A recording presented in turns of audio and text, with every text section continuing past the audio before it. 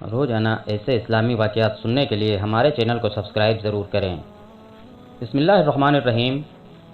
دوستوں، حضرت ابن عباس رضی اللہ تعالیٰ عنہ حضرت کعب بن احبار سے نقل کرتے ہیں کہ انہوں نے بتایا کہ بنی اسرائیل میں ایک صادق اول درجہ کا ولی تھا جو عبادت میں اپنا الگ مقام رکھتا تھا۔ یہ ایک عرصہ تک اپنی خانقاہ میں عبادت کرتا رہا۔ اس کے پاس روزانہ صبح شام بادشاہ وقت حاضری دیتا تھا اور اس سے پوچھا کرتا تھا کہ کوئی آپ کو ضرورت ہے تو وہ جواب دیتا، اللہ میری ضرورت کو خوب جانتا ہے۔ ایک طویل عرصہ گزر گیا۔ ایک مرتبہ اس عابد کے پاس مغرب کے وقت ایک عورت گزری جو نہایت حسین و جمیل تھی۔ اس عورت نے پکار کر کہا، اے اللہ کے بندے! تو اس بزرگ عابد نے کہا، لبیک۔ یہ سن کر وہ عورت کہنے لگی، کیا تمہیں تمہارا رب دیکھ رہا ہے؟ اس نے فرمایا کہ وہ اللہ ایک ہے، دلوں کے اسرار سے واقف ہے، اور جو قبروں میں ہیں ان کو اٹھانے والا ہے۔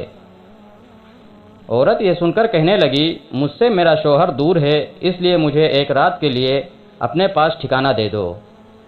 بزرگ نے یہ سن کر اس عورت سے کہا کہ اوپر آ جاؤ۔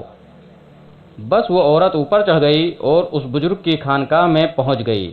وہاں پہنچنے کے ساتھ ہی اس عورت نے اپنے جسم سے کپڑے اتار پھینکے اور ننگی کھڑی ہو گئی اور اس عابد کے سامنے اپنا ننگا بدن ظاہر کر دیا۔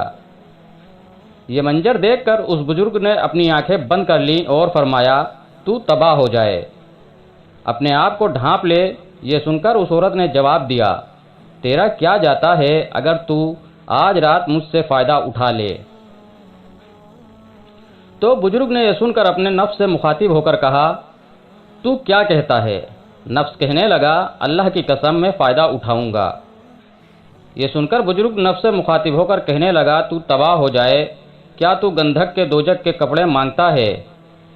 میری سالوں کی عبادت جایا کرنا چاہتا ہے؟ پھر کہنے لگا، ہر جانی کی بخشش نہیں ہے اور اس کا عذاب مٹنے کو نہیں۔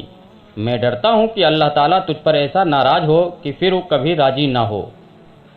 لیکن اس بزرگ کے نفس نے اس کو اور اس عورت کے متعلق خوب بہکایا۔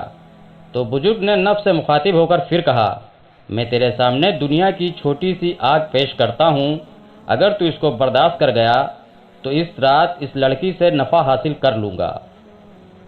حضرت کعب بن احبار رحمۃ اللہ علیہ فرماتے ہیں کہ اس بزرگ نے یہ کہنے کے بعد چراغ کو تیل سے بھر دیا اور بتی کو موٹا کر دیا۔ اس منظر کو عورت بھی دیکھ رہی تھی اور اس بزرگ کی اپنے نفس سے گفتگو بھی سن رہی تھی۔ پھر اس بزرگ نے چراغ کو جلانے کے بعد اپنا ہاتھ جلتی بتی پر رکھ دیا۔ یہ بتی جل تو رہی تھی لیکن اس بزرگ کے ہاتھوں کو نہیں جلاتی تھی۔ یہ دیکھ کر بزرگ چیخ کر کہنے لگا، تجھے کیا ہوا؟ تو جلاتی کیوں نہیں؟ تو وہ بتی اس کا انگوٹھا کھا گئی، یعنی جل گیا۔ پھر اس کی انگلیاں کھا گئی، پھر اس کا ہاتھ کھا گئی۔ یہ منظر دیکھ کر اس عورت نے زوردار چیخ ماری اور دنیا سے کوچ کر گئی۔ پھر اس بزرگ نے اس عورت کے جسم کو اس کے کپڑوں سے ڈھانپ دیا۔ جب صبح ہوئی تو ابلیس ملعون نے چیخ کر کہا، اے لوگوں، فلاں بیٹی سے فلاں عابد شخص نے زنا کیا ہے اور زنا کرنے کے بعد اس کو قتل کر دیا ہے۔ چنانچہ جب یہ خبر بادشاہ تک پہنچی تو بادشاہ اپنے لشکر اور رعایا کے ساتھ سوار ہوا اور عبادت خانے تک پہنچ گیا جہاں وہ راہب عبادت کیا کرتا تھا۔ وہاں پہنچ کر بادشاہ زور سے چیخا تو عابد نے اس کو جواب دیا۔ بادشاہ نے عابد سے پوچھا کہ فلاں کی بیٹی فلاں کہاں ہے؟ عابد نے کہا، یہیں پر میرے پاس موجود ہے۔ بادشاہ یہ سن کر عابد سے کہنے لگا، اس کو کہو کہ وہ میرے پاس آئے۔ بزرگ نے کہا، وہ مر چکی ہے۔ یہ سن کر بادشاہ کہنے لگا، چونکہ وہ زنا کے لیے رضامند نہیں ہوئی تو نے اس کو قتل کر دیا جس کو اللہ تعالیٰ نے حرام قرار دیا ہے۔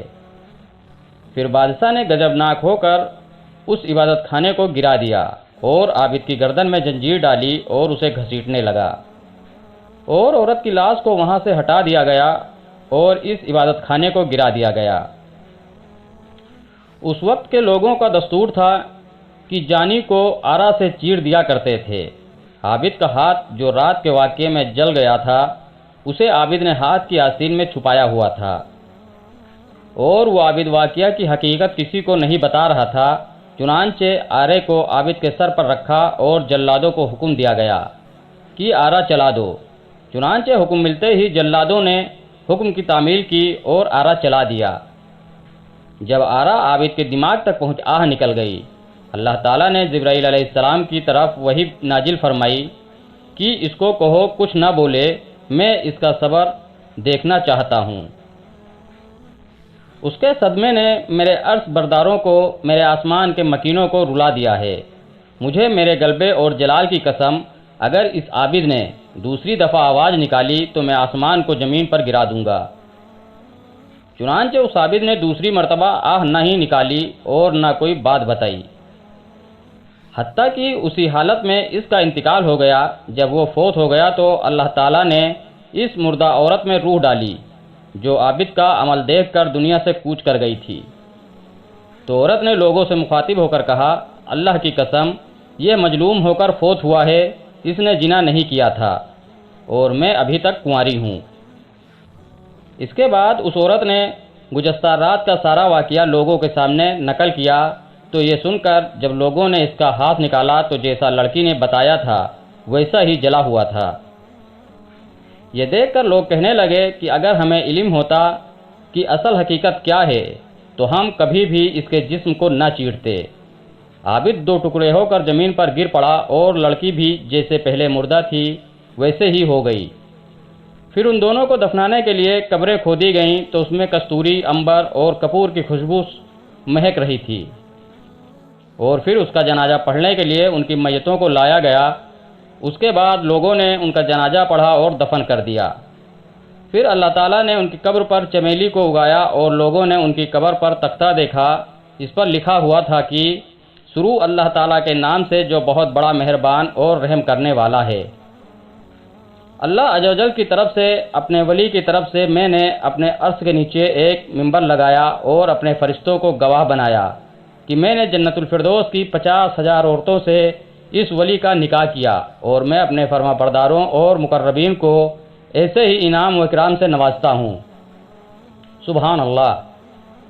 اس واقعہ کو پڑھ کر ایمان تازہ ہو جاتا ہے کہ اللہ تعالیٰ نے اپنے بندوں پر کتنا انعام فرمایا کہ جو اس کی اتباع کرتا ہے اس کے لیے کامیابیاں ہی کامیابیاں ہیں۔